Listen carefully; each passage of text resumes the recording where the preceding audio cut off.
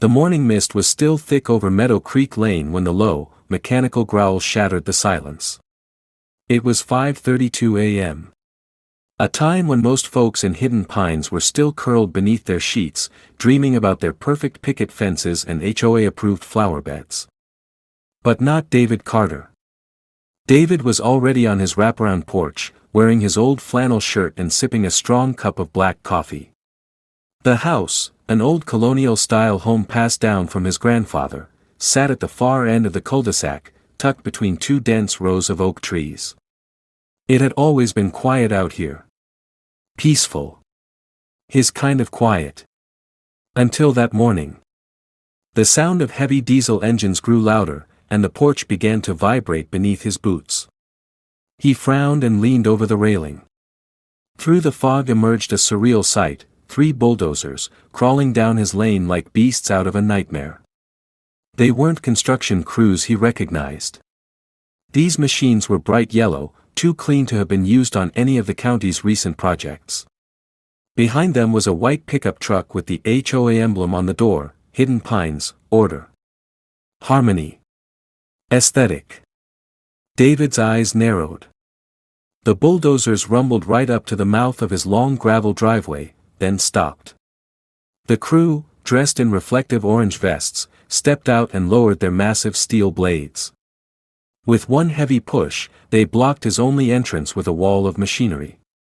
Then, in a move that made David's jaw clench, one of the bulldozer drivers steered right off the road, onto his manicured front lawn, and parked. David stood up, his coffee forgotten. "Hey! What's going on?" The door of the HOA pickup creaked open, and out stepped Karen Whitmore, the self-proclaimed queen of Hidden Pines. She was in her early 50s, blonde bob tucked neatly under a visor. Everything about her was sharp, her eyes, her tone, even the ridiculous way she carried a clipboard like it was a weapon. "Good morning, Mr. Carter," she called out, not sounding the least bit polite.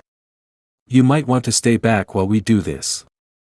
David walked down the porch steps, boots crunching over gravel. "Do what exactly?" Karen didn't answer right away. She turned to her crew and pointed. "I want that entrance sealed off. Pour the foundation for the wall today. HOA guidelines say no private driveways leading onto public view roads unless they meet uniform paving codes." One of the workers hesitated. "But ma'am, this looks like..." "Do it," she snapped. David stepped between them. "Hold on. You can't do this. This is my property. That driveway's been here longer than this entire neighborhood." Karen walked up, her perfume too strong for this early in the morning. "I'm sure it has, but the community rules apply now. Your driveway's too wide. Gravel instead of brick pavers. And frankly, it's an eyesore." David stared at her. "I never joined your HOA. No one from my family has." She flipped a page on her clipboard. "Your land was annexed into the Hidden Pines expansion district last year. You were notified." "No, I wasn't." Karen gave him a sweet, fake smile. "Well, consider this your notification. As of now, your driveway is non-compliant. This is an enforcement action. If you don't like it, you can file a dispute with the county." David's eyes darkened. Karen stepped closer, lowering her voice like she was doing him a favor. "Look, I understand this might feel like an inconvenience. But we have uniformity standards to maintain. Property values depend on it. We can't have wild rural driveways ruining the look of the neighborhood." David took a slow breath. He looked at the bulldozers. Looked at the clipboard. Looked at the smirk on Karen's face. Then he said calmly, "Karen, I think you've made a mistake." She laughed.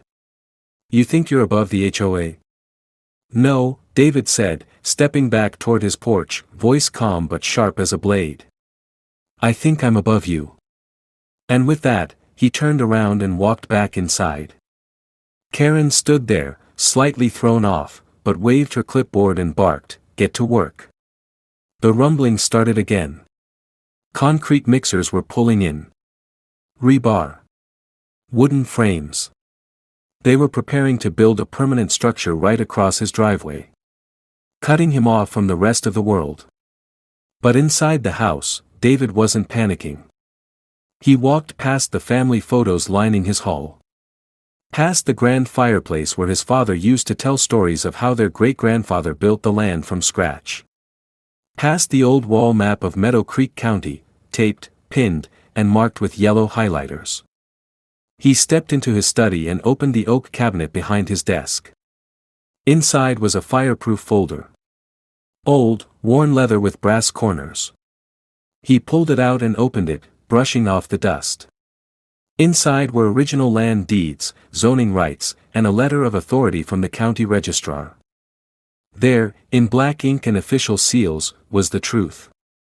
David Carter wasn't just a landowner. He was the majority stakeholder in the entire Meadow Creek County development plan. He didn't need to argue with Karen. He didn't need to fight. Because on paper, and by law, he was the county. And the HOA had just bulldozed themselves into the biggest mistake of their existence. Outside, the bulldozers started pushing dirt and laying rebar. Karen stood confidently by the curb, waving her clipboard like a scepter. She turned to one of the contractors and said, "Let's finish this by noon. I have a lunch meeting with the mayor." She didn't know the mayor was David's fishing buddy. And she definitely didn't know that her actions were about to trigger a chain of events that would dismantle Hidden Pines HOA from the inside out. Inside his study, David closed the folder and placed it on his desk. Then he reached for the phone. And dialed the first number on the list. By 9 a.m., David's driveway was no longer a driveway. It was a construction zone, cordoned off with orange cones, caution tape, and temporary fencing. The roar of machinery echoed through the neighborhood as HOA workers laid down concrete forms like they were preparing for war. Karen Whitmore had set up a folding table and umbrella across the street. Clipboard still in hand, she sipped an iced latte and smiled like a queen watching peasants bow to her throne. Residents of Hidden Pines trickled by in curiosity. Some neighbors whispered. Others nodded approval. A few even applauded Karen's bold stand against what they called the man who refused to follow the rules. But what no one knew was that inside the quiet house behind the fence, David Carter was gathering his storm. He sat at his oak desk, phone in hand. On the screen was the name. Daniel Burke, County Commissioner. David tapped the speaker button. The line rang once. "David," came a warm, gravelly voice. "It's been a while." "Morning, Dan. Hope I didn't wake you." "Not at all. I've been up since dawn." "You all right?" David leaned back in his chair. "Tell me something.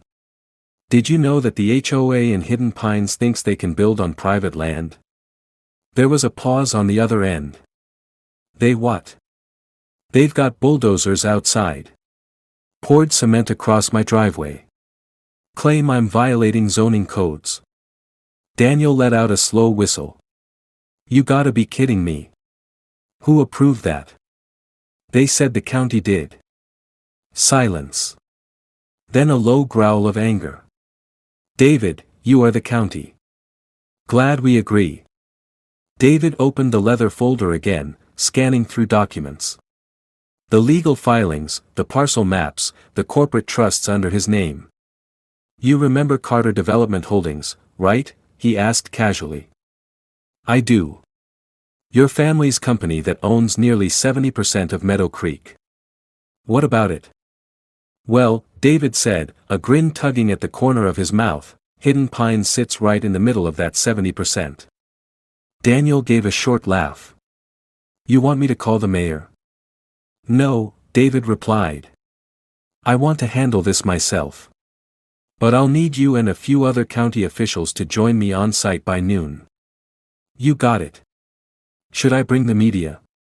"Not yet. Let's give them a chance to bury themselves first." Outside, Karen was strutting. She posed for photos with neighbors, shaking hands like she was running for office. One elderly couple praised her for finally bringing order to the edge of town. A younger man offered to donate to her upcoming HOA re-election campaign. She waved to the contractor overseeing the driveway blockade. Make sure the pavers are uniform. I want symmetry, gentlemen. This eyesore is going to be beautiful. Then she turned and spotted a teenage girl riding her bike near the work zone. Excuse me. Karen shouted, marching over. This is an active construction area. Please stay away from the cones. The girl, startled, nodded and pedaled off. Karen turned back with a smug grin. She felt invincible. The board had backed her, the residents praised her, and now, finally, David Carter, the loner in the woods, was being forced to fall in line. Or so she thought. Inside, David was on his second call. This one was to Natalie Cho, his longtime attorney and real estate compliance specialist. She was sharp, fast, and ruthless when necessary. They poured concrete on your private access road? Natalie asked, appalled. Yep. Blocked me in. On land your family's owned for almost 100 years. David chuckled. That's the one. There was the sound of keys tapping on her end. I'll have legal notices drafted by 10:30, she said. They'll be hit with violations of easement law, trespassing, unauthorized construction, and interference with private access. You want me to include a cease and desist? Absolutely. Natalie paused. You want this quiet, or public? David looked out the window at Karen barking orders from across the street. Let's start quiet. But be ready to go loud. By mid-morning, a small convoy of county vehicles turned onto Meadow Creek Lane, 2 black SUVs, 1 city engineer's truck, and an unmarked car with a man in a tailored gray suit stepping out. The residents paused. Karen's smile froze. David stepped out from his porch as Commissioner Daniel Burke crossed the lawn toward him. David, he said, shaking his hand. Let's take a look. Together, they walked past the construction crew. David stayed calm, but his steps were solid, firm. Karen noticed, frowning. Excuse me, she called. Can I help you? Daniel didn't stop walking. You already have. He approached the barricade, examining the wet cement. This driveway's on parcel 14B, he said, glancing at a map. Which, as of our latest registry, is under Carter Development Holdings. He turned to Karen. Who approved construction here? Karen stiffened. The HOA board voted unanimously. This property falls under our jurisdiction now. We filed annexation paperwork last year. Daniel raised an eyebrow. Did the landowner agree? Well, no, but... Then the annexation is invalid. Karen's mouth opened. But we followed the guidelines. You mean the ones that don't apply to private property outside your jurisdiction? He stepped closer, lowering his voice. You're trespassing, Ms. Whitmore. David stepped in, holding up the leather folder. Here's the original deed. The easement rights. The development licenses. And here, he said, flipping a tab, is the zoning map showing I own the land beneath your HOA clubhouse. Karen blinked. What? Daniel leaned in. Did you really think the man who owns 70% of the county would let you bulldoze his driveway without reading the fine print? Suddenly, a sheriff's cruiser pulled up, siren off. Deputy Monroe stepped out and walked toward the scene. We got a call about illegal construction, he said. Karen brightened. Yes. Officer, this man is blocking community development. Monroe raised a hand, then turned to David. Mr. Carter, is it true they built this without your consent? Yes. Then I'm going to need everyone off this property immediately. Karen paled. You can't do this. I'm the HOA president. Monroe glanced at her. Ma'am, you're about 10 feet into private land owned by Carter Holdings. That means you're trespassing. The construction workers started packing up. Karen stood frozen, clipboard in hand, watching everything crumble. David turned to her, expression calm. This is just the beginning. Karen Whitmore didn't sleep that night. Her phone rang non-stop, board members panicking, residents asking questions, one even threatening to sue the HOA for dragging them into a personal war. She sat in her dimly lit home office, hair tied back in a bun, eyes darting between files, messages, and HOA policy manuals. None of it made sense. How could David Carter, the reclusive, soft-spoken man at the edge of town, suddenly command county commissioners, lawyers, and sheriff deputies like pawns on a chessboard? She had underestimated him. Deeply. Still, Karen wasn't the kind of woman to roll over. She believed in control. In order. And she believed, desperately, that if she could just find something to use against him, she could still win. She picked up her phone and dialed Councilman Robert Fields, a man she'd once helped get elected through generous HOA lobbying. Robert, it's Karen. We need to talk, urgently. Meanwhile, at Carter Estate, the old colonial home was alive with strategy. David sat at his kitchen table with Natalie Cho, his lawyer, and Janelle Carter, his niece and CFO of Carter Development Holdings. Maps of Meadow Creek were spread across the table like a battlefield. Every lot, easement, and utility line was accounted for. I want them to feel the pressure, David said, voice steady. But not from me, from the system they tried to weaponize. Natalie nodded. We already filed trespassing claims. The counties nullified the HOA's construction permits. Next move. Janelle tapped a section of the map. Phase 3 of Hidden Pines expansion. They're about to build a $3 million HOA clubhouse and a luxury park here, except, she smirked, they don't know the lease on that land expires next week. And we own the lease. David's eyes glinted. Pull it. Block the project. Let the residents ask their queen what happened. Natalie looked up. You sure you want to go this far? David leaned back. They didn't just block my driveway. They challenged the legacy my grandfather built. They tried to erase our name from the land we created. So yes. I'm sure. Back at HOA headquarters, Karen arrived for an emergency meeting with the board. The atmosphere was tense. Some members whispered when she walked in. Others avoided eye contact. She slammed a folder on the table. Listen, we can't panic. Carter's bluffing. He might own some land, but we control the community. We built this neighborhood from scratch. One board member, Todd, cleared his throat. Actually, his family developed most of the county, including this community. We leased the common areas from Carter Holdings. Another member, Helen, added nervously, my neighbor said the county froze our construction permits. Is that true? Karen's voice rose. He's manipulating everyone. Using legal tricks. We have the right to enforce visual standards. Visual standards? Todd said sharply. Karen, we put a man under surveillance because he didn't plant HOA-approved roses. Now we've blocked a private driveway and nearly got sued by a land baron who owns the road we drive on. Silence fell. Karen's facade cracked. If we cave now, she said softly, the HOA loses its authority. A new voice came from the door. Maybe it should. Everyone turned. David Carter stood in the doorway, flanked by his niece Janelle and Deputy Monroe.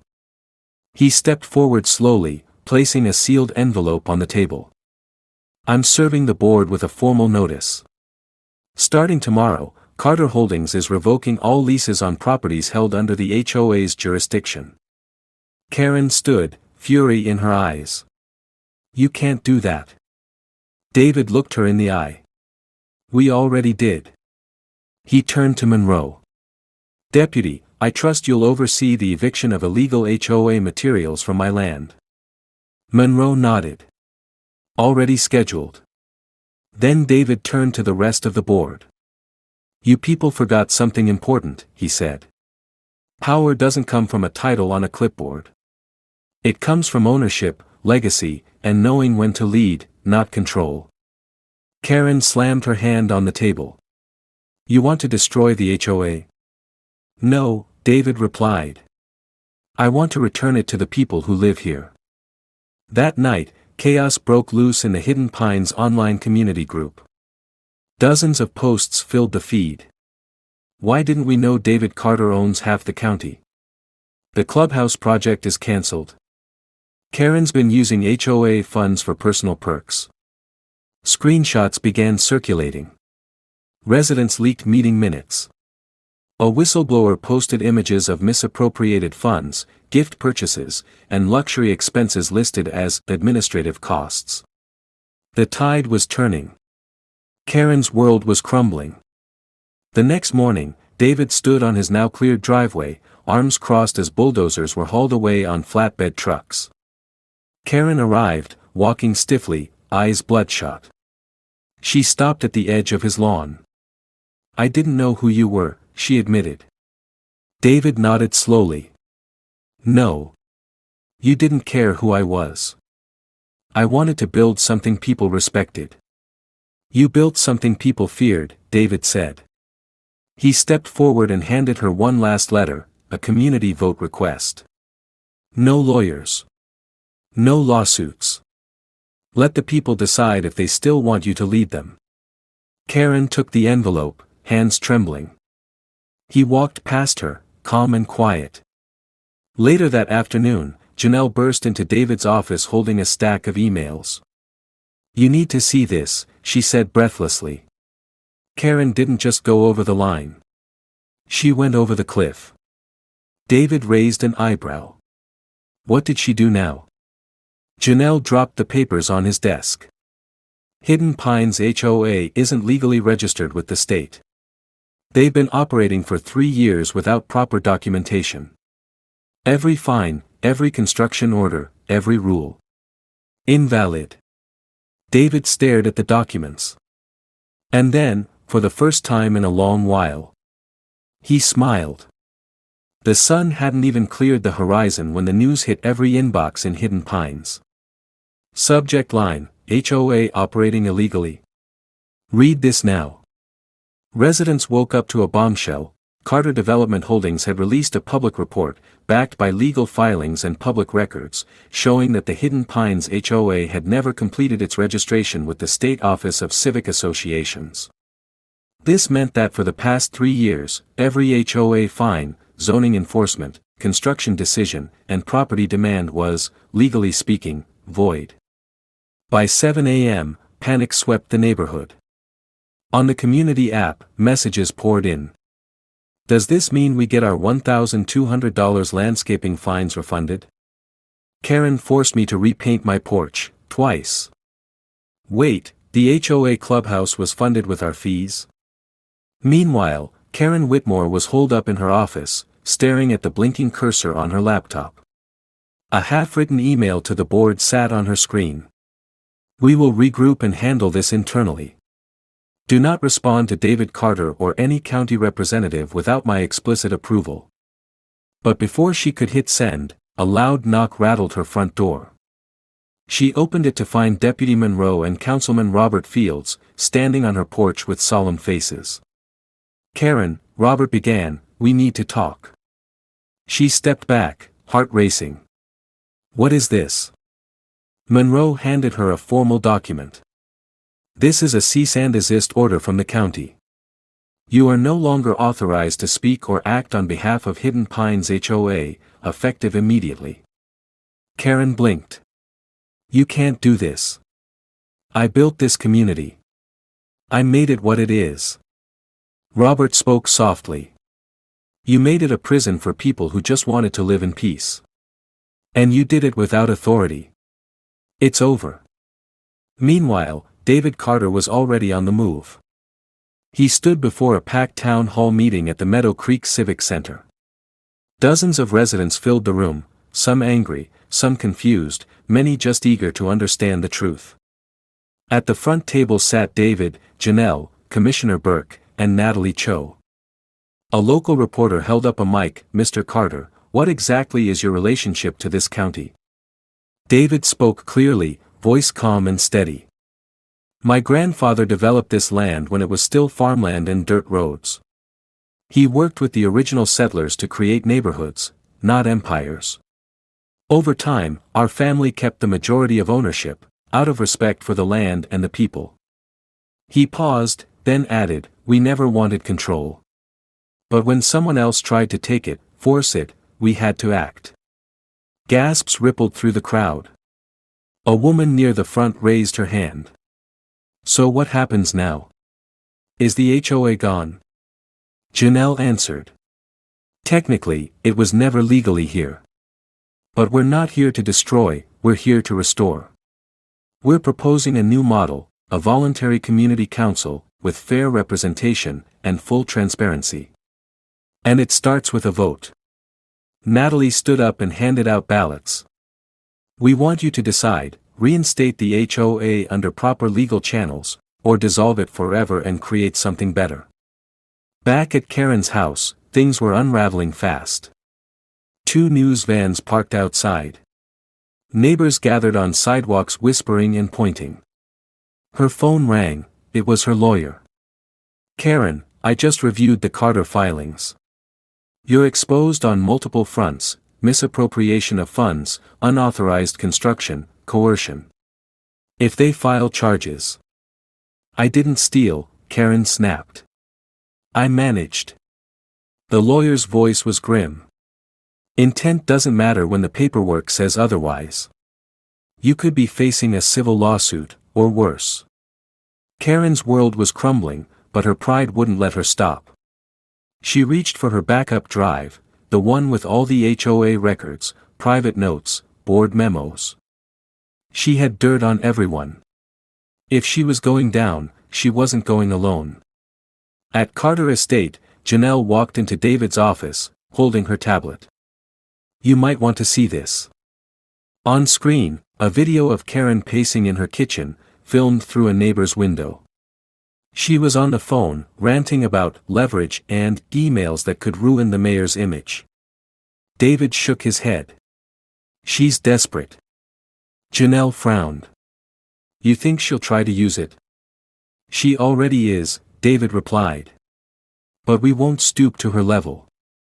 He walked to the window and looked out at the woods his grandfather once farmed. "I don't want revenge.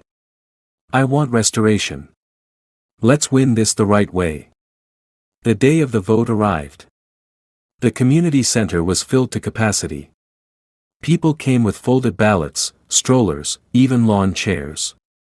Young couples, retirees, and longtime residents all gathered to decide their future.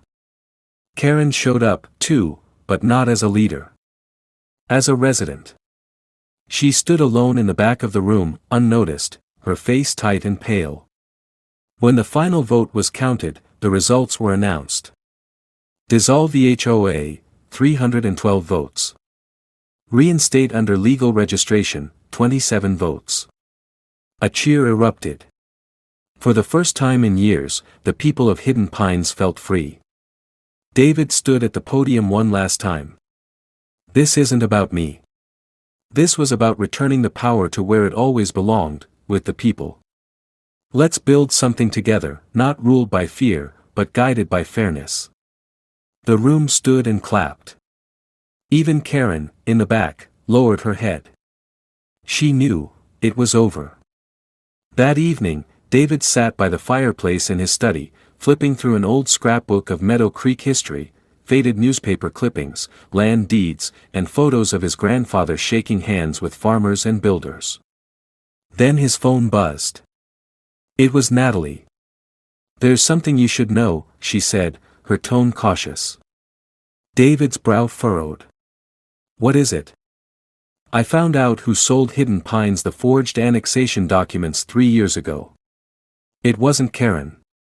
David sat forward. It was someone inside the county office.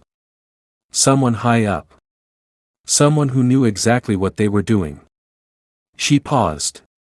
And David, they're still in power. David Carter stood in his study, phone pressed to his ear, heart thudding slower than normal, but heavier. Natalie's words echoed. It wasn't Karen. It was someone inside the county office. Someone powerful.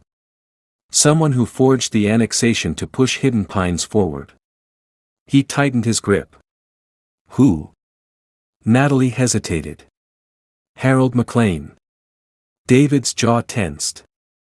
Harold McLean, the Deputy Director of County Zoning and Infrastructure, the same man who once sat at David's kitchen table, eating brisket and talking about land conservation. The same man who smiled at David's grandfather's funeral and promised to honor the Carter legacy. David whispered, I trusted him. He forged the annexation documents 3 years ago, Natalie continued. He worked with an outside developer who had a silent stake in Hidden Pines. He needed HOA control over that land to fast-track new luxury units, and the HOA thought they were in charge, but they were just a cover. David's breath slowed. A silent betrayal, hiding behind cement and zoning code. Natalie added, he knew you owned the land.